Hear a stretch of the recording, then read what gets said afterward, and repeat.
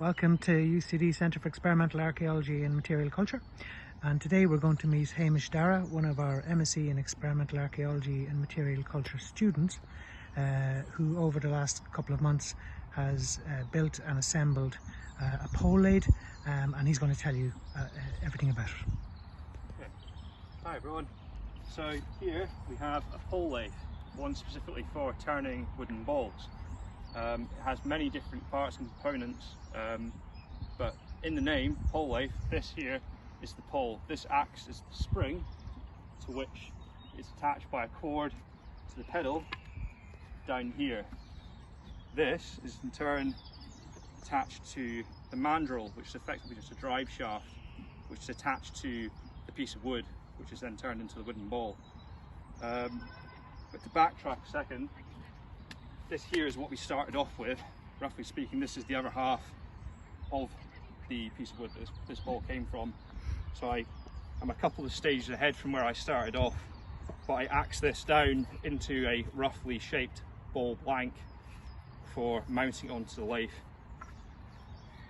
Anyway, so far I've turned the outside of the ball, and I've started off by turning it on this side, mount like this, but when it comes to doing the inside of the ball, I flip it over like so and wrap the cord around just like so.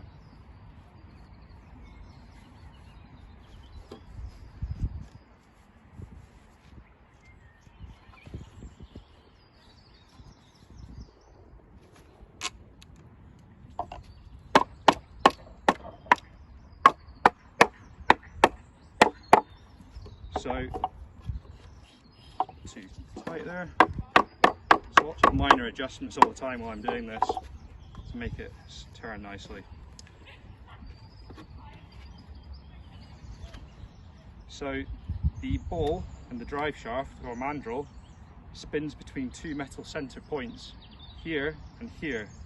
These are attached, the center points are attached to what's conventionally called the headstock and tailstock, but in pole lathe terminology is often they're called poppets. And it spins between the two centers just like so. So when I depress the pedal, that turns the ball towards me. When I release, the pole acts as a spring to pull it back up, like so. So I'll give a quick demo of what's happening here. So I'm using a tool, it's called a hook tool, and this has it's a curved blade at the end of this piece of metal, which I use as a chisel to hollow out the ball. So I'll give a little demonstration of what's happening here. So as the ball spins towards me, I take off a reciprocal shaving.